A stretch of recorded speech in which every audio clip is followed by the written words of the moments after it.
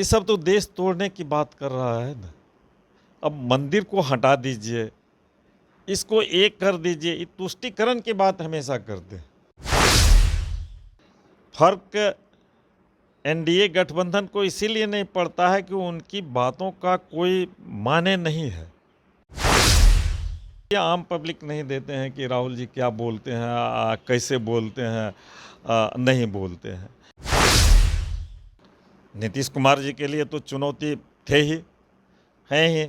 कांग्रेस तो कभी भी स्वीकार नहीं कर रहा था नीतीश जी को।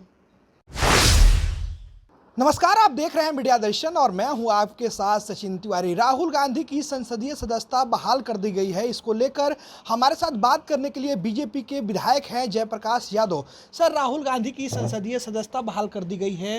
इंडिया गठबंधन कह रही है कि बीजेपी घबरा गई है, बौखला गई है। राहुल गांधी की सदस्यता रहे या सदस्यता जाए या पुनः बहाल हो जाए, उससे एनडीए गठबंधन को क्या फ़र्क पड़ता है।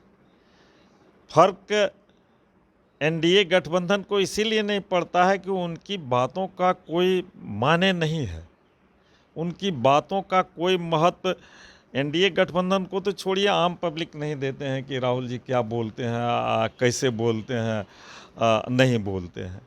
तो फर्क पड़ रहा है इंडिया गठबंधन के लोगों को कि पहले माननीय नीतीश जी प्रधानमंत्री बनने का सपना देखे थे और एनडीए गठबंधन तोड़ करके वो इंडिया गठबंधन बनाए केवल प्रधानमंत्री की कुर्सी के सपना के लिए। और अब जब राहुल जी आ गए हैं तो उन्हें लगता है कि अब ये कुर्सी इसका घोषणा होने वाला नहीं है कि हम उसके संयोजक बने इंडिया गठबंधन के, हम प्रधानमंत्री के फेस बने। अब उन्हें विश्वास हो गया है, भरोसा हो गया है कि अब राहुल जी के रहते ये मेरे सामने ये संभव नहीं है, अब बाधा खड़ी हो गई है। तो आप देखें ना, इसके पहले ही अंदेशा लगा तो बेंगलोर का बैठक से भाग के चले आए। तो क्या लगता है, राहुल गांधी नीतीश कुमार का चुनौती हो सकते हैं? नीतीश कुमार जी के लिए तो चुनौती थे ही, हैं ही। कांग्रेस तो कभी भी स्वीकार नहीं कर रहा था नीतीश जी को, कभी गठबंधन में आ भी नहीं रहा था। पिछले दिन नीतीश कुमार के एक मंत्री ने बयान दिया था कि नीतीश कुमार, फूलपुर की जनता कह रही है कि नीतीश कुमार उत्तर प्रदेश के फूलपुर से चुनाव लड़े। अब यहाँ के नेता लोग कह रहे हैं, इन्हें तो भरोसा हो गया है कि बिहार में तो हमारा कोई आधार है नहीं। पलटी मारते मारते लोगों का भरोसा को तोड़ दिया है, लोगों के विश्वास को तोड़ दिया है। जिन लोगों ने इन्हें वोट दिया एनडीए के नाम पर, एनडीए गठबंधन के नाम पर जीत करके आए, तो वो भरोसा रहा कहाँ इन पर। और इन्होंने तो इतना बार भरोसा तोड़ा है कि अब कोई भरोसा करने वाला नहीं है। बिहार में नहीं है भरोसा करने वाला, देख रहे हैं कि हम जीतेंगे नहीं तो भागें फूलपुर। एआईएम के विधायक कह रहे हैं, या अख्तरुल इमाम कह रहे हैं कि जितने भी सरकारी संस्थानों में मंदिर है, यानी कि थाना में जितना मंदिर है उसको हटा देना चाहिए। इसको लेकर क्या आपकी प्रतिक्रिया?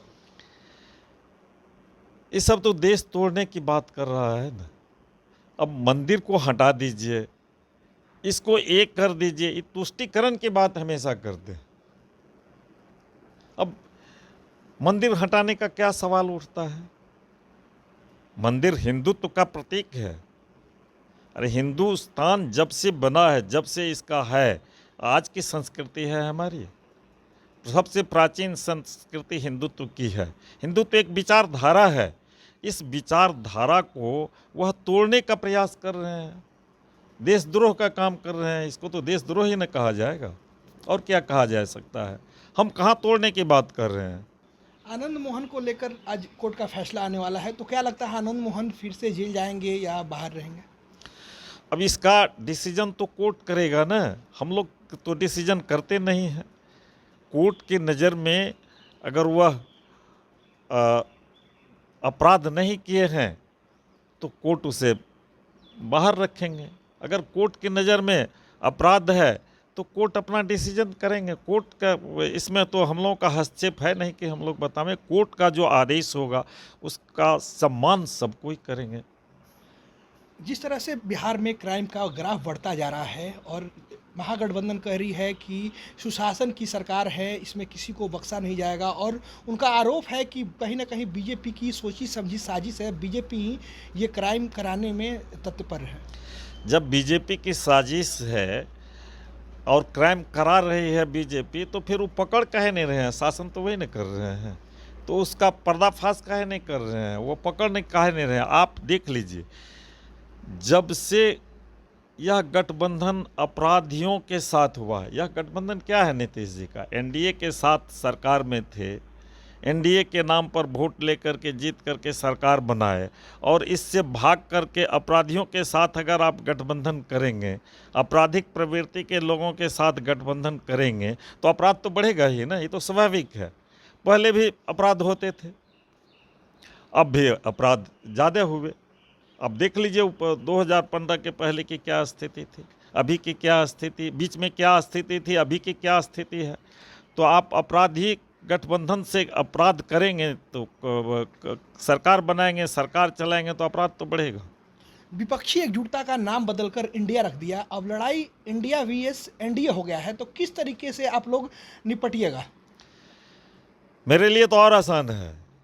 ये सब जितने आपको भ्रष्टाचारी थे, जितने लोग वंशवादी थे, जितने लोग अपराधी थे, सब एक प्लेटफॉर्म पर आ गए हैं।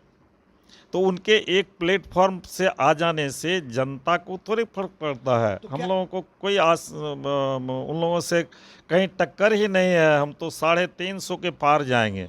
तो क्या लगता है, एक बार फिर से प्रधानमंत्री नरेंद्र मोदी प्रधानमंत्री उम्मीदवार हो सकते हैं?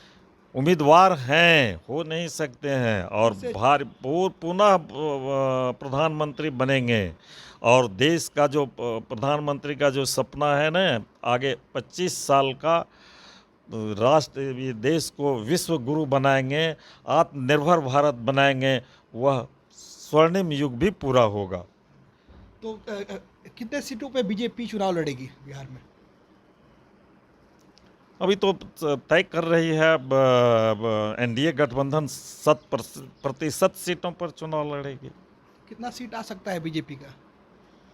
बीजेपी तो इस बार 40 में 40 लाएगी। 40 में 40 लाएगी, तो महागठबंधन का सफाया तय है। बिल्कुल सफाया तय है, वो साफ हो गया है। तो ये थे बीजेपी के विधायक जयप्रकाश यादव। इन्होंने तमाम मुद्दों को लेकर क्या कुछ कहा आपने सुना। आपका इस खबर पे क्या प्रतिक्रिया होगा, आप कमेंट बॉक्स में कमेंट करके जरूर बताइएगा। तब तक के लिए धन्यवाद।